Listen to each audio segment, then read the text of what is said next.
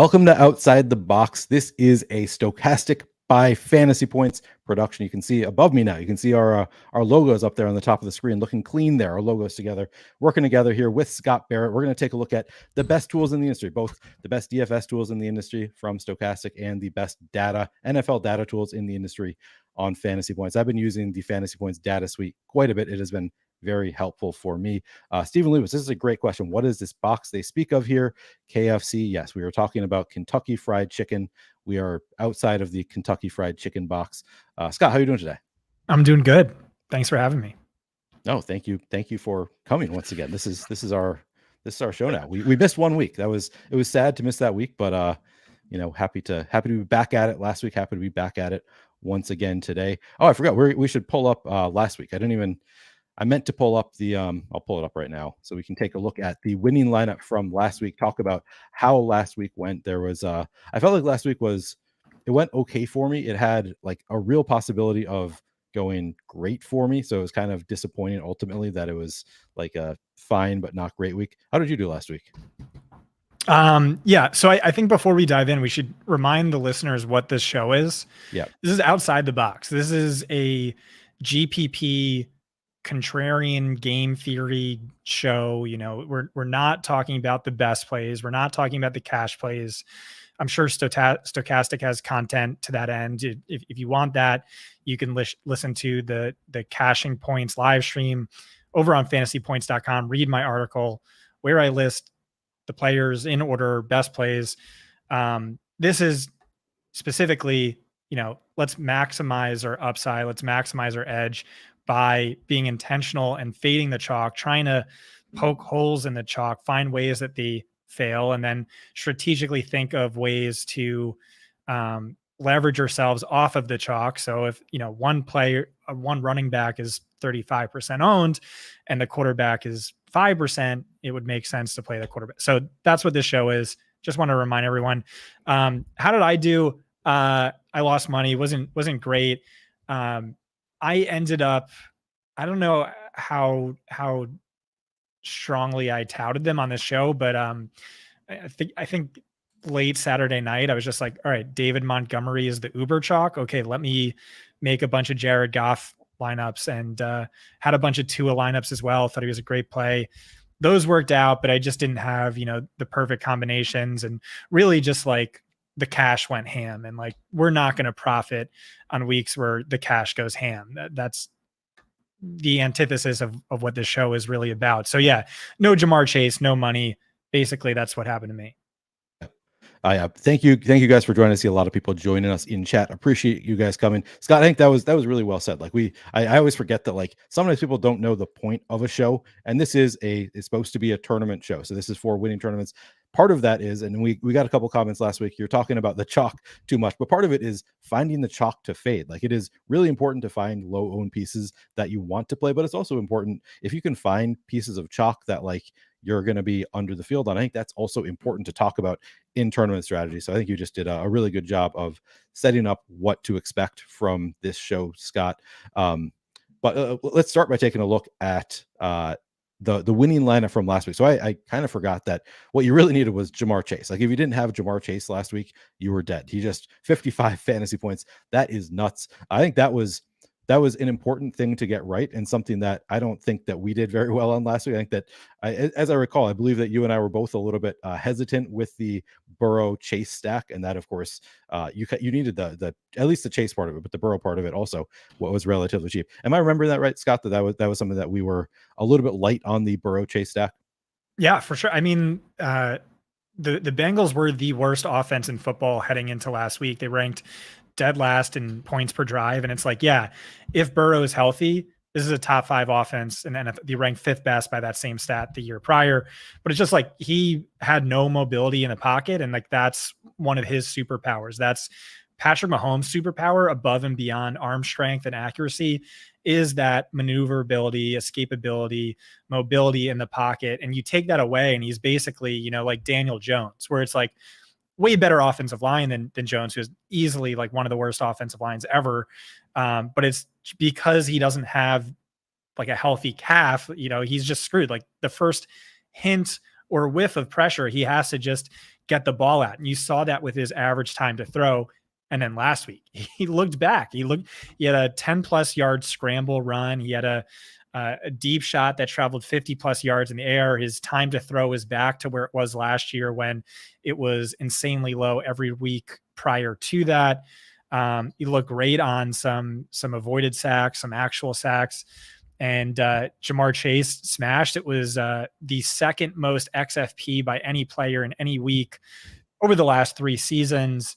Wow. And, it was a great matchup. So everyone kind of understood that. Breece Hall, that was another player I tried to poke holes in. I said, maybe he breaks off a long run, but beyond that, it's, a Zach Wilson led offense. I get blah, blah, blah. And so he hit David Montgomery. I was like, okay, amazing play, but he's so chalky, 44.6% ownership right there. Let's come up with ways to, fade him and get leverage, which is how I landed on Jared Goff. Thielen, I said, was a cash play. I thought he was an amazing play. No one was on him. Dallas Goedert, you were all over. Premier tight end funnel matchup. Cheapest he's been in years. And so I could see how you get there for sure. It's just, I wouldn't have gotten there because I'm trying to be intentional in fading the chalk, being different, separating myself from the herd. And I think this is a great week for that, where you see there's no real games that really stand out, kind of low totals across the board, and ownership is really condensing hard around a few individual plays. And also the way lineups are being built, the punting running backs and paying up for wide receivers. Cash, I think, is difficult this week. I think this is going to be a great week for GPP players such as ourselves, however. I hope you are right, Scott, and we'll find some great plays again this week. Actually, looking through this lineup, Scott, I feel like we were at least somewhat on every single player in this lineup, other than I shouldn't say we were off Jamar Chase, but you wouldn't have come out of our show thinking I want to jam Jamar Chase. I think a lot of these players, we were on Thielen. You and I actually talked about Addison, how much we liked Addison last week. Dallas Goedert, I loved. David Montgomery was kind of an obvious play. Breece Hall was a player that I love quite a bit. So I feel like most of this lineup, we got a lot of things right last week, but the most important thing to get right is the one thing that didn't go our way last week. I don't think that the process was wrong. I feel like the process was right on okay, if Jamar Chase is going to be chalky, I'd rather play some other players just because Joe Burrow's been so bad. And then, of course, and they were saying Joe Burrow was healthier, and turned out he was looking good. So I think the process was fine, but I think this actually makes a lot of sense too. If you are going to play Jamar Chase, do it under the assumption that Joe Burrow is healthy. So play him with Burrow, and turned out really well for Buckeye 151, one lineup in the Millie, and won the tournament. That's the dream right there, winning it with one lineup. So congrats to Buckeye 151. But anything else you want to say on last week, Scott? Nope. All right, we can move on. Here's a segment that I think maybe at some point we will drop this segment, but probably as long as you are making winning picks. This is doing the Survivor thing, Scott. I'm not sure how many people actually care about the Survivor. If we want to cut something, cut the dime down, maybe at some point we can. So guys, give us some comments. If you watch this video and you don't like it, or you do like the short Survivor conversation, let us know, because I'm not 100% committed to doing this the entire year if we don't need to, if people are not into it. But for this week, we both won last week once again. I believe I picked the 49ers. I'm not 100% positive that's right, but I think I picked the 49ers last week. So we can move on to this week. So I've already had one losing week. You already missed 1 week because you were gone and we forgot to fill it in. But let's see who we would pick based on what's available here. The Dolphins obviously stand out from they have a 14.5 point spread. That is enormous. The Niners up there with a 9.5 point spread. It feels the Rams, low too. Yeah. Oh, we do have the Bills going up against the Daniel Jones-less Giants. That's a 15 point spread there. So we've got some mega spreads here. So the Bills, the Dolphins are our biggest spreads of the week. The Niners up there, and then the Rams up there as well. Now looking at who we have available here, Scott, you've got a lot of these teams available. Who do you like this week? Yeah, I'll go with the Rams. 7 point favorites against the Cardinals. Cardinals actually make me a little nervous. I think they're better than they get credit for. And also the Rams are probably more volatile than they get credit for. How many 3 interception Matthew Stafford games have you seen? Right. But yeah, I'd rather save someone like the 49ers. So I'll go with the Rams. All right, you go the Rams. I'll go with the Dolphins. Just go for the easy, because I've already taken the 49ers. I've already taken the Bills. So like and you're taking the Rams. So I think that's just going to funnel me to the Dolphins. I have no issue with taking chalky Dolphins team. All right, we can move on and talk about the DFS slate. And I think where should we start here? I mean, we're going to start with quarterbacks, so I'll go to the top stacks tool. We have our boom bust tool that I reference frequently on the show is currently being worked on. So we're updating the ownership and the data in the boom bust tool. I'm not sure if that's going to be available and updated during the show, but we'll do our best without it if it is not. But starting with quarterbacks, it's pretty easy. And you can see what you're looking at right here, guys, is the top stacks tool. And you can, I've said this before, you can find links to all of our stuff in the description of this video. So if you want to check out these stochastic tools, you can find all of our packages in the description of this video. And if you're looking to the tools that I'm using here, you go just to NFL DFS premium data.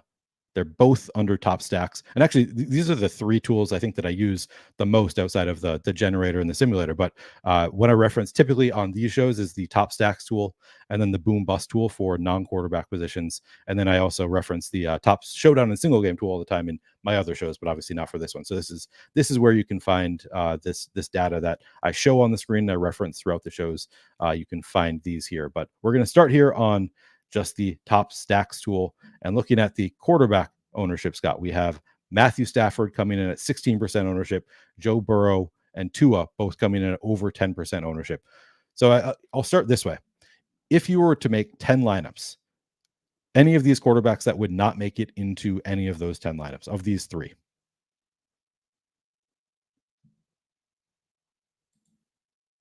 I think you're on mute. Or maybe I have you muted. I'm not sure. My bad. I do that every single time. All right. So part of the drinking game, folks. Take a shot every time. Yeah, I would have. Yeah, for sure have exposure to those quarterbacks.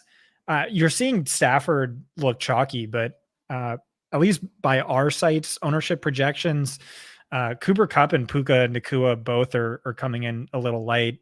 Cooper Kupp, I think, is 8%. Nacua is 4%. And so like, that's just like the most obvious, easiest stack of all time, just doubling Stafford. So maybe he's not as chalky as he seems. I don't know. Burrow, like, obviously I get it. That's your cash quarterback play this week. Seahawks, weirdly, a major pass funnel this year for the Rams, by the way. Cardinals are best possible matchup for a quarterback. And then Tua, Tua just demands ownership every single week.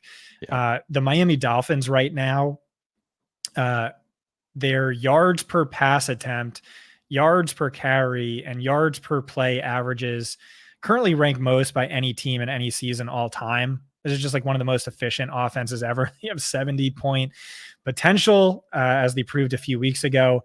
They could do whatever they want. Like, obviously the spread implies a run heavy affair, and I think that's probably right.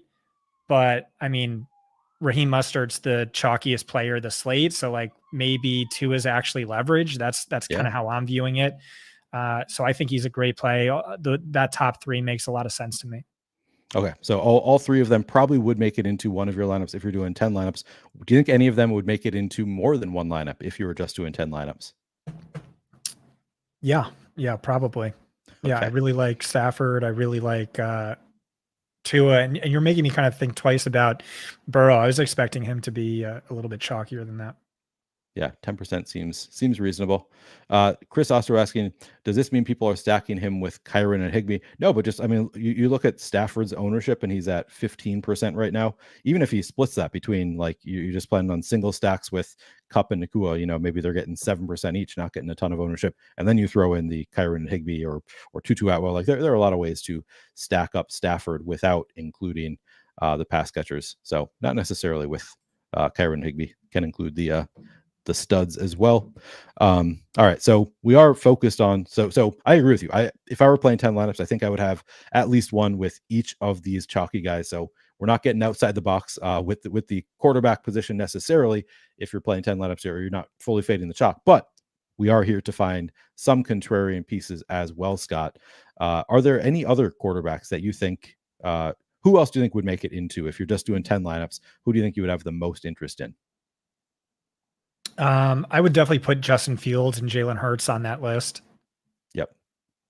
Yeah, we have Justin Fields doesn't look great in our top stack tool. 7% ownership, 2% chance of being in the top stack. I'm hoping that that's gonna flip closer to game time as our information gets updated. But he was one of the quarterbacks that stood out to me right away. Like, Justin Fields against this Vikings defense looks really good, so that makes a lot of sense to me. But Jalen Hurts stands out in our tools as just like a great play here.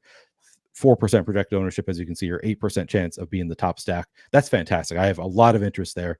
So you can expound on your interest in both of those plays. Yeah, I mean, I think Fields should be right there with Stafford and Burrow and all those guys.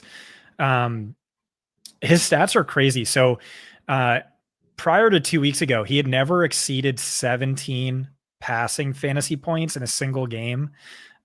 Kirk Cousins had done it 20 times over the same span. CJ Stroud, rookie, has already done it 3 times. And then the last 2 weeks, remember, the benchmark here is 17 passing fantasy points. The last 2 weeks, he's exceeded 27 passing fantasy points in back-to-back games. He's also running more, 10 design rushing attempts last week. That was up from 3.5 per game across his first 4 weeks. Granted, like, this all came against some really bad defenses, but like the Vikings absolutely qualify. They're bottom 5 against quarterbacks this year. And now Khalil Herbert's out, Roshan Johnson's out. And so I have to think, like, I mean, I like Donta Foreman as a value, but like, what if the offense just runs through Fields, both through the air and on the ground? I mean, that makes complete sense to me. And you're kind of seeing different,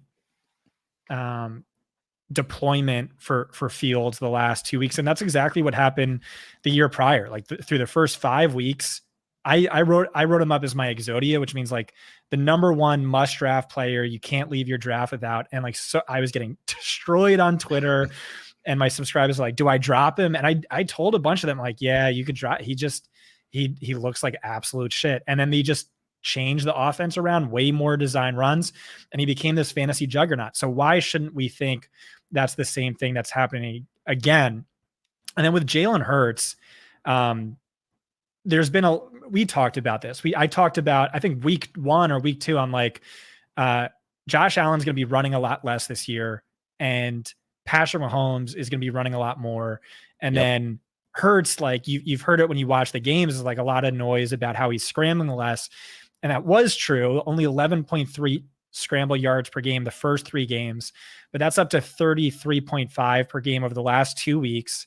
But like, the bigger takeaway even than that is like passing volume is way up. He's attempted 37 or more pass attempts in 3 straight games. He cleared that benchmark only twice all of last year. Like, this is what we all wanted last year, was like games to be competitive and for them to actually have their foot in the gas. But with this new scheme, this new offense, this new OC, volume has been a lot better for Jalen Hurts. And so like a lot of people, you're talking about the Jets as a bad matchup on paper, and that's certainly true, but it feels more than priced in. It doesn't also really matter for a player who, like Hurts, can score multiple touchdowns on the ground. Zach Wilson's terrible, so they should have good starting field position, plenty of red zone drives. And the Jets are a bit banged up. They're missing their CB2. Their CB1 is questionable with an illness. And so, yeah, I like Stafford. Well, who we talk about? Stafford, Burrow, Fields, Tua, Hurts. Yeah, love all those guys. Yeah, makes a lot of sense. Do you have any concerns? So Steven says, part of my question I have with Hurts is the Jets let you run more than throw. I like DeAndre Swift most from that game. Is that a concern for you, or is that even better for Hurts because he's such a rushing quarterback? What do you think? So I love Swift. I think he's an amazing play. And the Jets are a bit more of a run funnel for sure. But it's also like, I just think Hurts is that good. And guess what? He runs as well. So, and we're talking about 3.7% ownership. This might just be one of those quarterbacks you should never be that low. Yeah. Like even 7% is low. I think that's a general good rule with a quarterback like Hurts. He's just too explosive. Like has so much ability to put up a huge game that, man, a fade never feels good. All right, so you've named several quarterbacks. Let me see if I can throw any others at you. First of all, up here, Josh Dobbs. We have at 7% projected ownership. He was a guy that I was really interested in until I look at the top stack tool. 7% ownership, 2% chance to be in the top stack. We'll talk about the receivers when we get there because I have interest in all of the Arizona receivers. So part of me is just like maybe just attach the cheap quarterback to them. Is that a mistake? Do you have any interest in Josh Dobbs? He's a good play. I probably won't have him this week, but I wrote him up. I think he's a good play, but I mean 7% feels, I don't know. It's Right. pretty high. It's not a chance to gain a massive edge on the field. Yeah, that is true. That is the big concern there. All right. Any Geno for you? No, probably not. But I really like Kenneth Walker as leverage off of Mixon and Chase. I do too. Yeah. We'll definitely talk about Kenneth Walker when we get to so I do really like Kirk Cousins. Actually, I'm sorry. Yeah. Geno exposure might be dependent on whether or not Chidobe Awuzie suits up. I would really like DK Metcalf if he's out, but Okay. I think he's probably going to play. Okay. So we'll get more information I tomorrow. don't know. He might be a legitimate game time decision. I actually don't know that. Okay. I am a Vikings homer, so I will acknowledge that. But Kirk Cousins now coming in at 1% ownership. Justin Jefferson being out obviously hurts Kirk Cousins. Like he would have an easier time scoring touchdowns if Justin Jefferson is out there. However, now all of his pass catching options are relatively inexpensive for their role on the team. I mean, Hawkinson is 6,600, so maybe that's appropriate, but Addison relatively cheap, Osborne relatively cheap. Do you have any interest in doing a Viking stack with Kirk Cousins? Yeah, I think that makes a lot of sense. I think that's really sharp. You know, you look at his 7,100 price tag, whatever it is. Obviously, like he's too expensive now without Justin Jefferson, but all of his pass catchers are extremely cheap. There's massive upside there. And like we've seen that before where the field kind of overstates the loss of a wide receiver one. Like Jared Goff has only lost Amon-Ra St. Brown for 2 games over the last 2 years, and he like kind of broke the slate in both weeks. I get it. I don't know. He's someone I'm going to have, but I wrote him up. I get it as a contrarian play. Okay. I mean, this Washington defense, we've seen them just get absolutely torched time and time again. Is it time to consider, like, can Desmond Ridder take advantage of this defense? What do you think? Any chance that Desmond Ridder can go off at least enough for his salary against this Commanders defense? Yeah, it's certainly possible. I wouldn't play it that way, but I love Drake London, so that's probably how I would get my exposure to that. Okay, just going Drake London. That makes some sense. I think we've named most of the quarterbacks that I am the most interested in. I could ask you about. I'm a sucker, so I've been just losing money on Bryce Young week after week, just because the matchups. He's always cheap, and then he seems to be in a lot of good matchups. So once again, I'm like, Bryce Young, man, he's cheap. He's got that Miami defense, like, gonna need to be keeping up. Would I be crazy to play Bryce Young here? Like, is he just not shown enough? He had 41 pass attempts last week, 3 touchdowns. I'm not going to do that, but maybe in a 150 set you would consider it. Yeah, maybe I'll give him one lineup. All right, fair enough.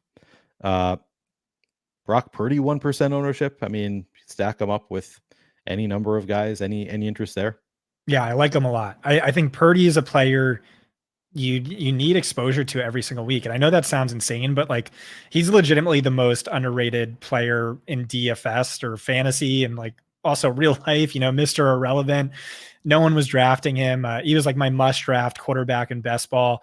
Oh, wow. Throughout his career, he averages 19.2 fantasy points per career start. That would have ranked 7th best last year. He leads the league in fantasy points per drop back this season. He's with the 49ers. He's hit the 49ers offense has scored 30 plus points in over 90% of his games. The next closest quarterback is Josh Allen at like 52%. And so like all it comes down to is just like, does he want to be greedy and hog all the touchdowns to himself, or does he want to continue being super charitable to Christian McCaffrey? Obviously this isn't a good matchup. The Browns have an amazing matchup, but it's also like one of the best teams in football, one of the best offenses in football, goes up against a PJ Walker led Browns team. And so it could just be that they have like, they're starting every single drive from the 30-yard line, and like field position is going to be amazing all game, massive touchdown potential. And so I'm leaning more towards McCaffrey as like an amazing GPP play, but I definitely think there's an argument for Purdy. Kittle, I mean, has massive multiple touchdown upside. I think he scored multiple touchdowns in 4 of his last 9 games. Brandon Ayuk is like quietly one of the best, like easily one of the top 3 wide receivers in football this year. It's just a little hard to tell. He missed a game, and the 49ers are slow paced and run heavy, but like on a per route basis, that's glaringly true. And it's a great schematic matchup for him. Ayuk crushes single high coverage, which the Browns run at one of the highest rates in the league. He shouldn't be 5,600. I know that. I think underrated ceiling potential, which we finally saw last week. He's a guy I'm probably going to talk about in this space every single week. All right, Brock Purdy. We have sub 1% ownership currently projected for Brock Purdy, so definitely an interesting contrarian play there in Purdy. Any other quarterbacks you want to talk about? Yeah, I don't think so. Oh man, we are just fast this week, Scott. Last week I thought we were going to get done in under an hour and a half, and then somehow like the end part where we were like making lineups took a lot longer than I anticipated. But this week we are going to just fly through. So we got through quarterbacks already. Let's move on and talk about some running backs. Now I'm guessing I would know if the boom bust was, no, it says updated 18 minutes ago. Is this real? Do we have the boom bust tool? All right, so my biggest tell is going to be Chuba Hubbard, who was the most clearly wrong. But let's hear. I'll go straight to running backs. This is exciting. If we do have the boom bust tool updated with all of the new information today, that would be extremely helpful. All right, let me go to just the main slate. And then ownership. All right, so we've got Chuba up at 13%. So this is updated. Love to see that. So this is good timing. We are looking at the running backs now. We can take a look at the chalk. So sorting by ownership here, we have 3 running backs over 20% owned. Those being Raheem Mostert, Josh Jacobs, Kyron Williams. If you were making 10 lineups, Scott, do you think, or actually let's just go to, if you're making 5 lineups, any of these 3 that would not make one of your first 5 lineups?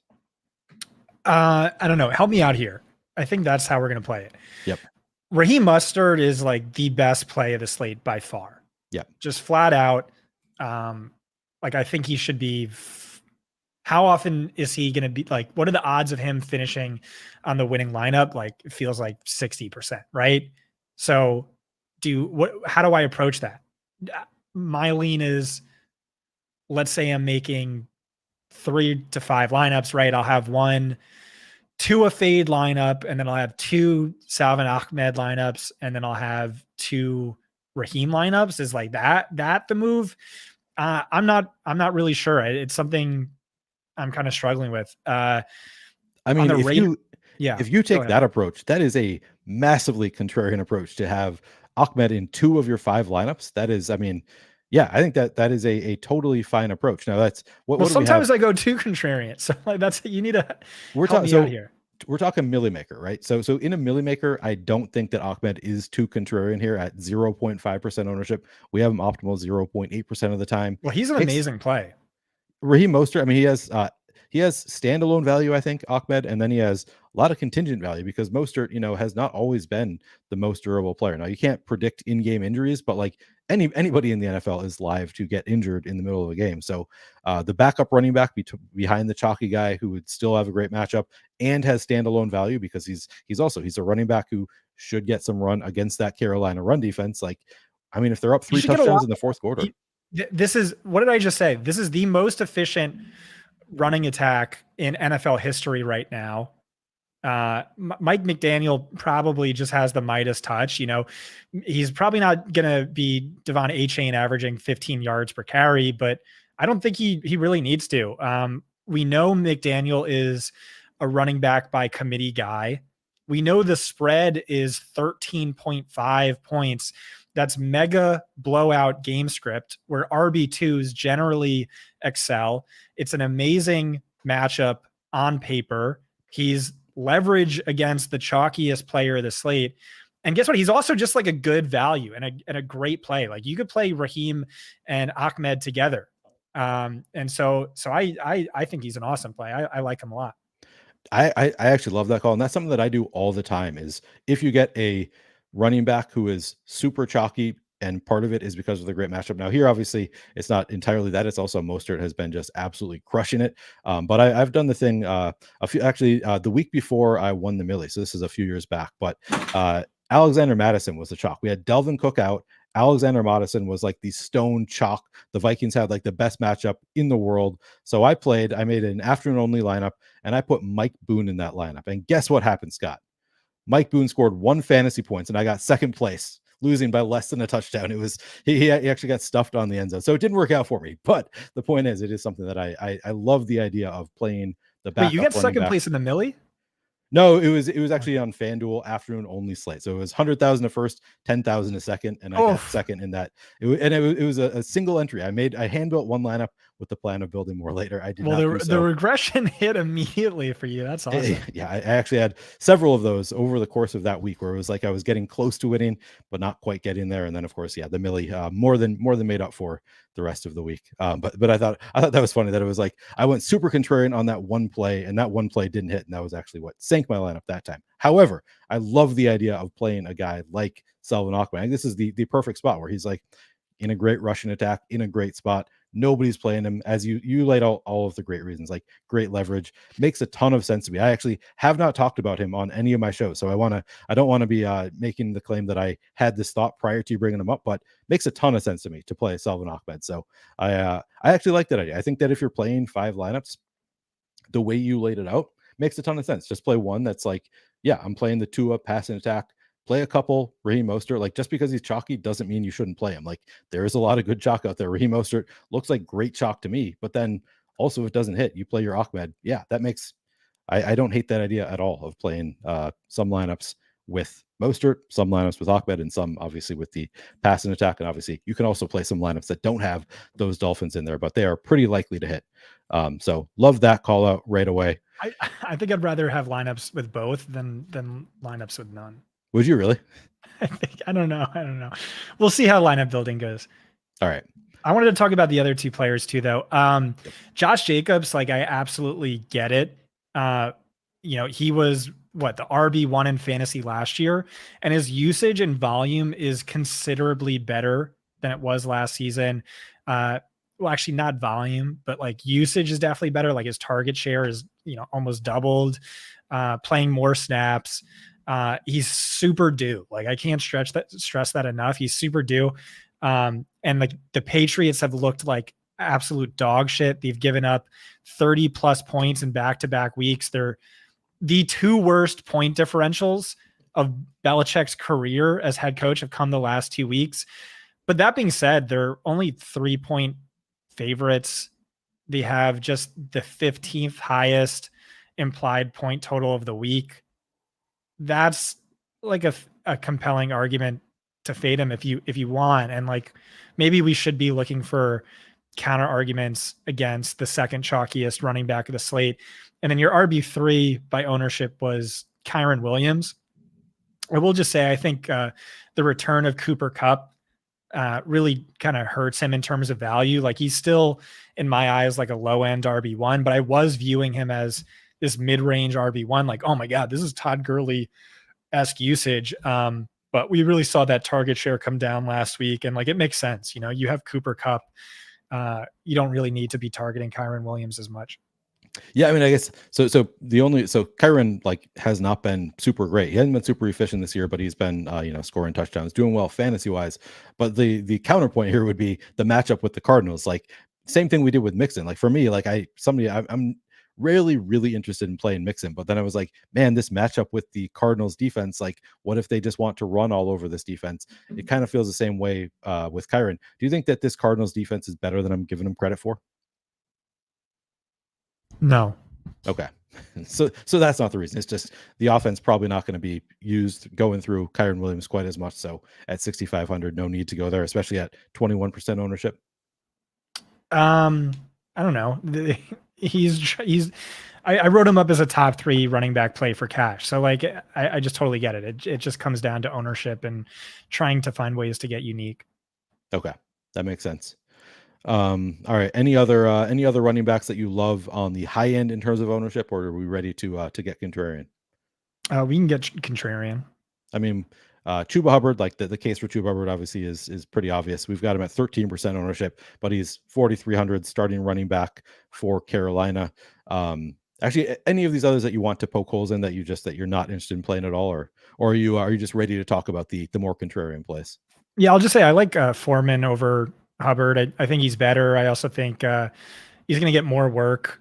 Doug Peterson said, we're still going to have a committee or something like a committee for Hubbard, and he's going to get his carries. It kind of implied like he actually might not get the pass catching role, which is like a big concern given that spread. And like, obviously I think the Panthers just get absolutely trucked. Whereas with Foreman, like there's a chance he plays 100% of the team snaps. So, yeah, I would have him above Hubbard. Interesting. And they also don't even have Travis Homer there. So yeah, they're hurting there in Chicago, and a nice matchup with the Vikings. So yeah, that makes some sense to me. And we've got Foreman coming in at lower ownership than Hubbard as well. So that's good to see. All right, getting to the more contrarian plays. You mentioned already, and I agree with you. Your interest in Kenneth Walker here. We have him at just 6% ownership. Feels like natural leverage on the Seattle passing attack. Tell me how much interest you have in Kenneth Walker. Yeah, I mean, I think he's an amazing contrarian play, given that Mixon's one of the top 5 chalkiest running backs. Jamar Chase is the absolute chalkiest wide receiver on the slate. So over Seattle's last 16 victories, their RB1 averages 20.4 fantasy points per game. That would rank 3rd best of any running back last season. In losses, that gets basically cut in half or worse. So you could view Walker sort of like Derrick Henry, the most game script sensitive player of all time. You really need that positive game script for a ceiling performance. I think the odds are better than whatever ownership implies, but like still not great. They're underdogs in this game. So really it comes down to that leverage and like, what do you stand to gain from a Walker blow up game? That probably only happens if, certainly Mixon fails, maybe, Jamar Chase fails. So, you can pair him up with Seattle's defense, and it's just a way to bring a lot of upside to your roster. Yeah, I like that. Seems like a good spot here. Also, back to Swift. I legitimately love Swift. Like I think he's right up there with Mixon and Kamara. So I think he's a good play. 11% projected ownership on DeAndre Swift. Yeah, it's hard for me because I think I love the passing attack for Philadelphia so much that maybe I'm overlooking Swift a little bit. It's also partially the ownership is like, yeah, he's getting, it seems to me like about how much ownership he should be. So for me, it's probably like maybe I'll be close to the field on DeAndre Swift. Do you think you would have more than 10%? Like if you were playing 10 lineups, do you think you would have multiple Swift shares?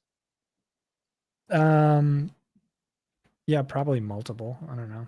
Okay, so you would be above the 10% even in limited shares. I mean, great offensive line. Swift has been really good for the Eagles. So yeah, factor in ownership, I would. Yeah. Okay. Who else? Who else do you want to talk about here? Who do you like that's contrarian? Yeah, I think Christian McCaffrey might be the best GPP play we've talked about so far. Like, first of all, like he's definitely deserving of his price tag. He leads all players at all positions in fantasy points per game. And for tournaments, it's like unreal upside. Like if he has the game he had in week 4, you just can't, you're just going to lose. You're not going to profit at all.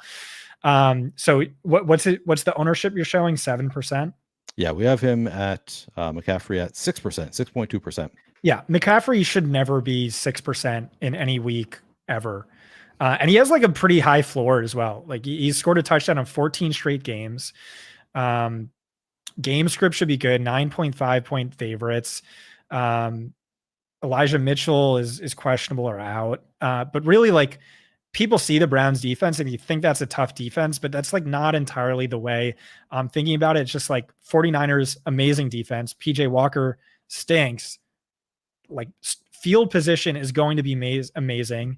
They're going to have Don't say plenty that of about XFL legend PJ Walker. I'm a little bit offended right now. But you can go on. So I just see massive scoring potential and should be a run heavy affair. And listen, it's Christian freaking McCaffrey. Shouldn't be 6%. Everyone wants to pay up for wide receivers. So it's just like an easy way to gain leverage. Just let me pay up for the running back who's outscoring all of these wide receivers.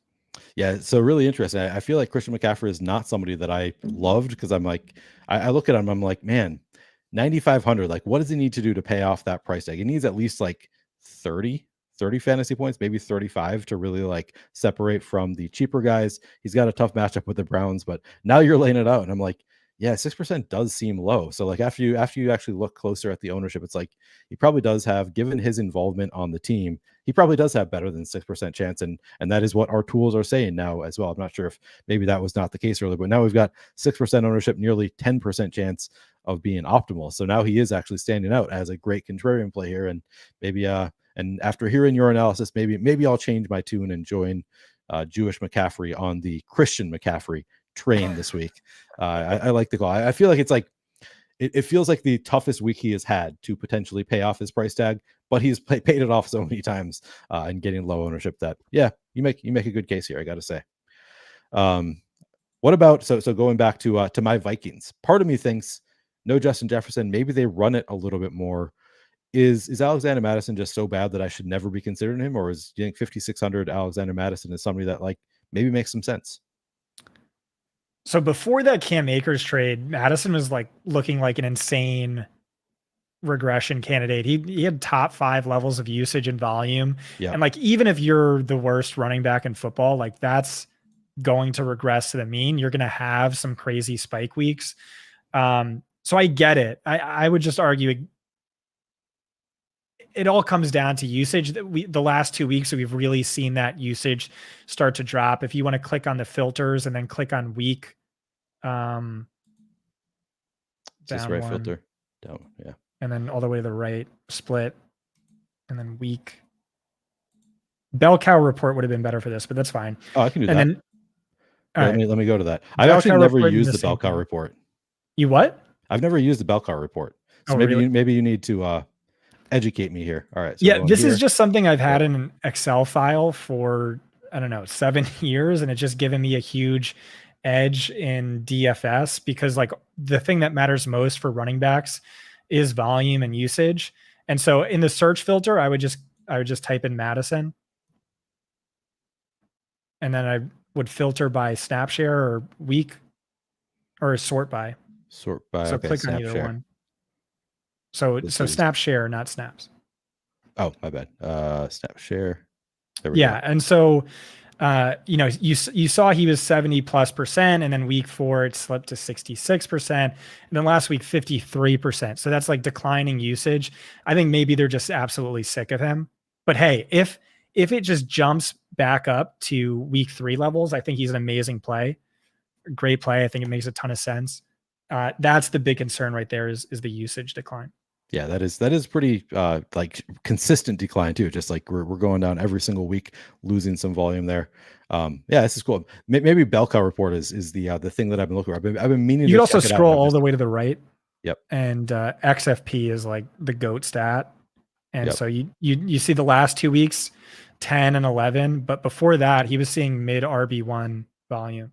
Yeah, wow, that week 1, man, that is some strong XFP there. I think that was week 3 actually. Oh, it's not sorted by I see. Yeah, right. We're not sorted by week. Gotcha. All right. Oh yeah. So if we sort by week in terms of snap share. I'll be right back. Okay, sounds good. So snap share is okay. It was not dropping in the same way that I was thinking it was. I was thinking that was sorted by week already. So we went from 73. Actually, was rising the first 3 weeks before dropping the past 2. All right. So that is interesting to see. Once Scott comes back, I'll ask him about a new running back. For now, I'm just going to play around, see what it says. If I type in Vikings, does that work in this view? Because that's typically what I do is I'm sorting by teams and looking at the full context of the team. What are they doing week to week? All right, so now we are sorted by week. And if I sort by snap share, It's still no, it's mixing everybody up. Okay. Good to play around a little bit with the bell cow report. All right, who else should I ask Scott about? Let me know if you are in chat, if you have specific running backs that you want to hear us talk about. Happy to do so. Yeah, Josh says Akers getting work now. Yeah, Akers has been getting a little bit Let of me work. just say really quickly, right below Madison, Amari DeMarcado could be a potential leverage play off of Hubbard and Foreman. I think it's probably going to be a committee, but I mean, he has like vastly outplayed Keontae Ingram, was sort of on the verge of totally replacing him prior to his injury. If I had 10 lineups, I wouldn't play him. Tyler Algier, sort of same thing. We loved him last week. Man, that was so brutal. So that was another thing that I feel like similar to Jalen Waddle. I feel like it was a good play. Like the process was right because he got like 18 carries, something maybe 17 against that Texans defense. Like you extrapolate like his career average per carry, his yards per carry for Tyler Algier, add in the fact that they're playing the Texans, and he came in super low owned. I feel like the process was right there. He was awful in that game. Yeah, and I'm usually not dead wrong. More often I'm just a week early, and maybe that's this week. You could stack them up with Atlanta's defense up against like a turnover prone, sack prone quarterback. I just don't think I don't know. It makes sense. Definitely should be more owned than he's projected to be. But give me 10 lineups, I probably wouldn't play him. A question for you though: what about Zach Moss and Jonathan Taylor? Fuck no to Zach Moss, maybe to Jonathan Taylor is going to be my answer there. I think. Okay. I can't. Maybe I'm just salty because last week it was like, well, the easiest thing that we can say is you're not playing Zach Moss this week, and then of course he has just like the greatest possible. Like, where did that come from? We've played so many running backs. We've seen so many good running backs not do well against that Titans run defense, and then Zach Moss just runs all over them after Jonathan Taylor came back. That was just crazy. But I mean, going up against this Jaguars defense, I actually think the Jaguars have a pretty decent defense. I'd be more inclined to play Jonathan Taylor and make a bet on the talent being able to overcome the matchup than betting on Zach Moss doing it again. How about you? Any interest in these guys? Probably not. Okay, but I get it. I get it. Yeah. So to answer your question, Jewish McCaffrey, I think I will probably have 0% exposure to Jonathan Taylor, but it's possible I have. I don't know how many exactly I'm going to play tomorrow, but it's possible I'll have a little bit. I'd probably play Moss before I played Taylor, to be honest. Would you really? Yeah. Tell me why. What is the reasoning behind it? Like, do you think Zach Moss is he better than I'm giving him credit for? Well, I mean, just from a fantasy perspective, he's been like one of the best running backs in fantasy football, like insane use. That's true. That is true. Really productive. But in terms of efficiency, also one of the most efficient running backs in football. He's been more efficient than Jonathan Taylor was in 2021 by all key metrics, which is insane. And so you have to think it's like, okay, well, we know who Zach Moss is at this point, and we know who Jonathan Taylor is or what he's capable of. So, get him acclimated to this scheme and like watch him go nuclear. But the thing is, like, he missed all of training camp through that holdout. So maybe he doesn't know the playbook. Maybe he doesn't know the scheme when Zach Moss clearly does and is like crushing with it. Why wouldn't they just continue to ease Jonathan Taylor back when Moss has been this good? But yeah, give me 10 lineups, definitely 0 shares of either one. Okay. We just got the question, how many shares of Tyler Algier in 20 lineups? To me, it would be 1, maybe 2. He's coming in at 3% ownership. So you play 1, you've got 5%. Would you play more than 1 Tyler Algier lineup in 20, do you think? Yeah, 1 or 2. Yeah, something like that. Yeah, I wouldn't go overboard with Tyler Algier. I liked him better last week than this week, to be honest. But I mean, it's just not as necessary. Like, this is just a stacked running back week. It's and cheap running backs too. Like, we have running backs at every single price point that makes some sense here. So not as I think last week was the week that it made more sense to me. It didn't quite work out. I thought we had another question Breece Hall. I think you already talked about Breece Hall as somebody that you're kind of interested in. Am I right? Did you bring him up? No, but our projections like him a lot. Okay. Do you have any interest there? No. Okay. So the projections like him, but Scott does not love the Breece Hall. Coming at 7% ownership, just seems about right. I don't know. Eagles defense kind of tough. Eagles defense is banged up. Like, is that going to be a big factor for you at all, that the Eagles defense is missing some key pieces? I like Garrett Wilson. I like him more than Breece. Okay. I guess we'll get that would be my bring back on Hurts teams. Okay. Any other running backs that you really wanted to talk about here? Let me check my notes. You like so to be clear, you like DeMarcado better than Keontae Ingram as a DFS play? Yeah. Okay. Just wanted to make sure we're on the same page there. Trying to see if there's any other running backs that I have a ton of interest in that we haven't talked about. I don't think anybody's jumping off the page at me. No, yeah, nobody's. I mean, we didn't talk about Alvin Kamara. The fact that he's playing the Texans, like, I want to be completely out on Alvin Kamara, and then I look at him like he got 22 carries last week. So like, I thought that he had the 1 week where he was just targeted a ton, and it seemed like an outlier. And then he got 22 carries last week, and now he's playing the Texans, and I feel like I can't be completely out on Alvin Kamara. Do you think he would make it into if you're just playing 10 lineups? Would you get any Kamara? Yeah, for sure. I think he's a strong play. He's just also looks chalky according to this. Etienne too, great. David Montgomery, great. I get it. Yep. Chris says somebody got hurt on the Titans. He doesn't know the name of the defender, and then they immediately couldn't stop the run. I missed that happened, that they had an injury on the defense, but maybe that explains it with the Zach Moss thing. All right, what do you think? Anybody standing out to you? No, I think we're good. All right, we are good with. Oh yeah, I mean, you could play Brian Robinson plus Washington defense for the exact same reason we like Tyler Algier. They're just two extremely game script sensitive running backs, and Robinson's better. And yeah, but another guy I probably won't have exposure to. Okay, yeah, I was actually, when you were talking about Derrick Henry and like game script dependent running backs, I was thinking like, feels like Brian Robinson is like right on that same level of just like he doesn't play at all in passing situations. Like seemed like the last game he got completely phased out. They brought in Antonio Gibson. Maybe I'm overreading that situation, but it feels like he's pretty damn game script dependent as well. All right, should we move on? We'll talk about some wide receivers now. Pull those up. And of course, we already talked about quarterbacks, so we've already talked about these guys to some extent. But looking at the top of the ownership, Jamar Chase just by himself here at 21.5% ownership. So starting there, if you're playing 10 lineups, do you think you would have more than 2 Jamar Chase lineups? Yeah, I mean, probably, but this goes back to like how intentional do we want to be fading the chalk? Like a zero? I guess 0 is too crazy. You see the comment from here. I'll pull it up. This is definitely impactful. So we already really liked that Eagles passing attack. Now Chris and I just confirmed Sauce Gardner is ruled out for the Jets. Yeah. So that's wheels up in my opinion for the Eagles passing attack. Maybe the field gets there now, like maybe that takes away the contrarian angle, but that's really interesting for me. Yeah, no, love Jalen Hurts. Yeah, now he is an awesome play. They're also down there. They're starting CB2, so that's huge.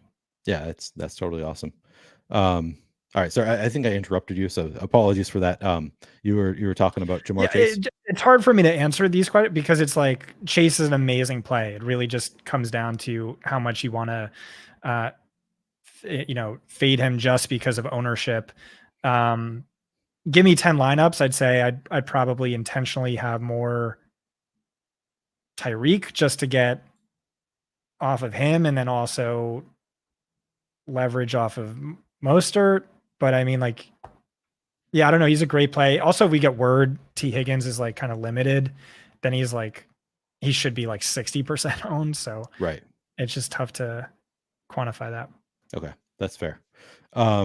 All right, we talked about Stafford being an interesting play. Like he's getting some ownership here. Can you break down the your interest in the Rams receivers here? Like how much interest you have? Are you differentiating between these Rams receivers? Who do you like from the Rams? Yeah, I wouldn't have Kupp ahead of Devontae Adams. And then like staring at that ownership versus Nakua's, I would rather play Nakua. I mean, it's a great matchup. The Cardinals are giving up the most schedule adjusted fantasy points per game to opposing wide receivers. They rank or dead last to outside wide receivers. They're actually like middle of the pack to slot wide receivers. And like, maybe that doesn't matter at all. Or maybe it's an argument in favor of Puka because Kupp gained 78% of his yards from the slot last week. I think they're both like legitimately great plays. But at lower ownership, I would probably just intentionally pivot to Nakua. All right, so Nakua, your preference there in part because of the ownership, but yeah, both were still very involved last week. Stephen Lewis calling me. I said not calling me out, but I said Brian Robinson not involved at all in the pass game. Apparently, he had 4 targets for 4 catches last week. I missed that. I watched the entire game. I did not remember Brian Robinson being extremely involved in the passing game. But all right, noted. So he can be at least involved in the passing game. All right, I'll sort by ownership again. That might be easier. Anybody else that you want to talk about who's getting ownership, first of all, that you are like totally out on, or you want to talk some contrarian plays? I just pulled something up. I think this is interesting.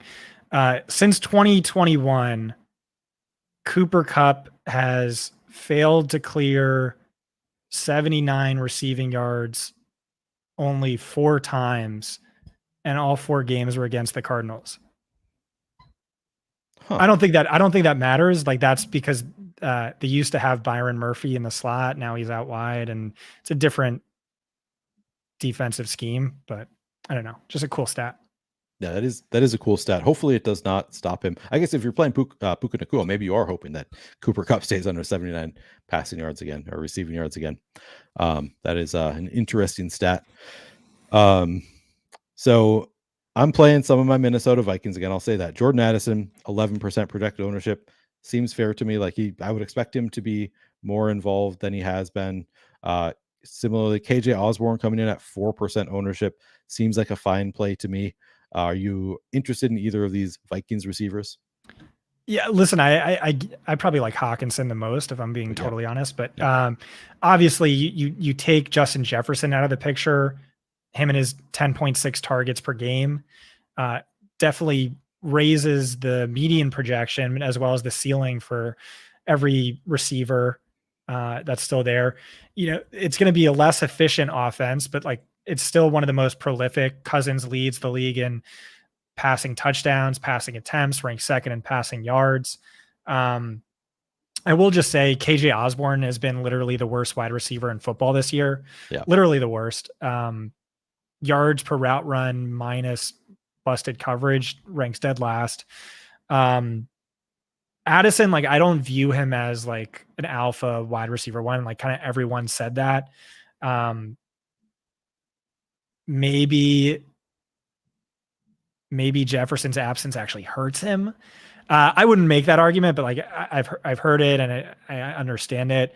I think he's like underrated. Like, he's been more productive than he's gotten credit for. It's a good schematic matchup. He crushes too high coverage.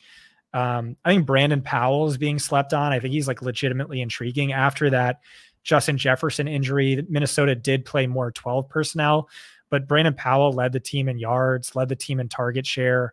He's 3K. So if you're looking for like an upside play, he's the cheapest and also the lowest owned. So I just think he's worth mentioning. Yeah, we got him at 3.5% ownership, 5% chance to be an optimal. So yeah, maybe I will consider some Brandon Powell also.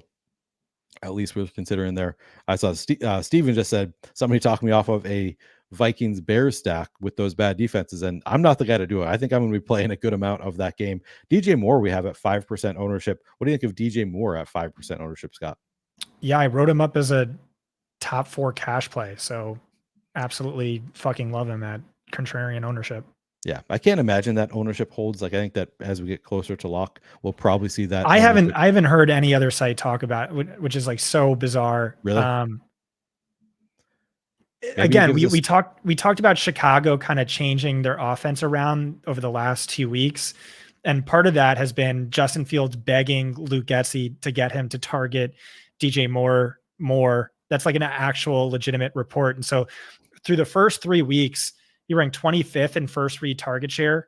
He's been at 50% in back-to-back weeks, easily the most of any wide receiver. He averages over 40 fantasy points per game over the last 2 weeks. And granted, those were in some super soft matchups, but this is super soft as well. The Vikings are giving up the 6th most fantasy points per game to wide receiver ones, despite playing the Chiefs last week, who don't have a wide receiver one. Yep. Great play. Cash play. Like, I don't know. I love it. Yeah. In tournaments just makes a ton of sense there. I don't know. Can you let me rip on some of the cash? Yeah, let's That's what rip we on some of the usually cash do. plays. I love ripping on the good plays. I know.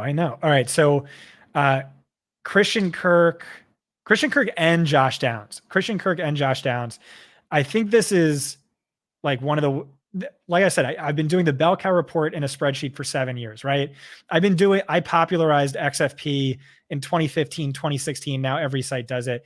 One thing I've always done that like not enough people, copy me on is breaking up wide receiver fantasy points allowed into slot versus out wide. Like that is makes everything so much more predictive. And so the Colts are a bottom 3 defense against outside wide receivers. They're top 3 against slot wide receivers. Christian Kirk, even without Zay Jones, is going to be in the slot 70+% of the time. He also historically struggles against zone coverage, which the Colts run at the highest rate in the league. Calvin Ridley had a season high in receiving yards last week and had his best game in week 1 against this same Colts defense, where you might remember Christian Kirk had 1.7 fantasy points. I legitimately think Calvin Ridley's a better play straight up. So at ownership, obviously I like that. Josh Downs, everyone is making a big deal about how his target share jumps with Gardner Minshew, which is like super valid and makes sense. Yeah, you take out the hyper mobile guy and you put in the statue, he's going to target the slot wide receiver more. But Michael Pittman's target share also rises. It rises to 29%. That would rank 7th most among all wide receivers. He's one of only 5 wide receivers to have a 20% target share in every single game this year. And it's the exact same thing. Jaguars top 3 against slot wide receivers, bottom 3 against outside wide receivers. And so like a super contrarian single stack, Pittman plus Calvin Ridley. I like that. Downs also a guy I really question his upside. These low ADOT types. So yeah, super underrated. And they're both super low owned, right? What's Pittman? What's Ridley? So we have Pittman at 15%. So he's not super low owned. Okay. Yeah, I had him as contrarian. And I if he's 15%, I wouldn't play him. Okay. So that's where's Ridley at? And then Ridley, I just had it up here at 6% ownership for Ridley. Okay. So that's super sweet. We'll take that Ridley ownership. I get another one for you. I think I like Adams, like obviously massive sleep breaking potential, but where's Jacoby Myers coming in? Good. Right down here, 8%. Jacoby is another one of those guys. I toyed with the idea of him being, like I think he's cash viable. Like I don't know. He's not going to be in my cash lineup, but he's pretty damn close. You look at games with Jimmy Garoppolo under center, right? Jacoby averages 10.7 targets, 21.7 fantasy points per game. For Adams, games with Jimmy G under center, including one game Jacoby Myers missed, 10.3 targets, 21.7 fantasy points per game. So the same production, fewer targets. What's the long-standing narrative about the Patriots? The sellout via scheme to stop the opposing team's wide receiver 1. And so I don't know. I think Myers is an amazing value. I think he's a great play. I wouldn't fade, like say, definitely play him over Adams or like talk any shit on Adams. Like I think he's a good play. He shreds single high coverage. Patriots could try and do whatever they want. Their secondary is trash. And it's Devontae freaking Adams. So, but did want to talk about, Marquise Brown is another player I think is worth fading. Josh Jobs had just come out and said, he like texted Michael Wilson after the game saying, I can't ever let that happen again. You only had 1 target. That's on me. That's not going to happen again. Don't you worry. And he's also a player who has like the most insane man versus zone splits I've ever seen. He 0.00 yards per route run against man, but he's top 15 against zone. And so he's going to get more zone this week. Michael Wilson, a little bit interesting at 3,500, but really like, I kind of don't like either. It's just like such a brutal matchup. The Rams rank top 3 in schedule adjusted against outside wide receivers. So I think that's kind of an easy fade. Interesting. So those are both players that I have some interest in this week. And Wilson actually looks better in the tools than these were among the first players I wrote up, but then you're staring at that ownership and it gets a lot easier for me. All right, and here's where I want to get super galaxy brain. A player that so since we're talking about the Arizona receivers, this is a good time for me to talk about Rondell Moore. Is somebody that I've been toying with the idea of playing because he's had some carries this year. He's talked about being okay with playing the running back role. Now they're missing their one like known good running back. I think it's possible that Rondell Moore actually gets a few carries out of the backfield this game. And on top of that, we've got guessing the Cardinals might have to throw it short. And Rondell Moore is just a guy who sometimes will get peppered with like double-digit targets. Am I crazy to have interest in Rondell Moore at 3,500? Yeah, I won't be playing him. He's just been terrible. I said KJ Osborne was the worst, but if you like lower the route threshold, Rondale has been the worst. Two of my highest owned best ball players, by the way. Oh, I'm sorry. They've been fine. It's a slot funnel-ish matchup. I get what you're saying with the carries. I just don't think he's that good. I just don't see him as a player with much upside. All right, I'm going there. Yeah. You can't completely talk me off of him, but you don't need to play a ton to get over the field. Maybe I won't jam him into all my lineups because I hear what you're saying. I just think for like just from a PPR standpoint and the price and the possibility of a bigger role, expanding to different plays, I'm like, it's just intriguing to me. But we can talk about some. So I feel like it's hard to talk about this Philadelphia situation because I think Sauce Gardner being out obviously helps. AJ Brown helps Devontae Smith. I am a little bit concerned that they're going to get higher ownership here. So it's hard to know exactly what to expect in terms of ownership from the Eagles guys. Do you have any great takes on AJ Brown and or Devontae Smith? Yeah, initially before this news, I wrote up Devonta Smith. We had him at only 1% projected ownership. It's a great schematic matchup for him. Jets play too high at one of the highest rates in the league. Smith averages 3.0 yards per route run against too high, well above AJ Brown at 2.18. Against single high, he's done nothing this year. So like this would be the matchup for, but I think you take Sauce out of the picture and that really changes everything. Yeah. I thought there was a chance Sauce could shadow AJ Brown and now it's sort of game over. Which would have really made it interesting for Devontae Smith in particular.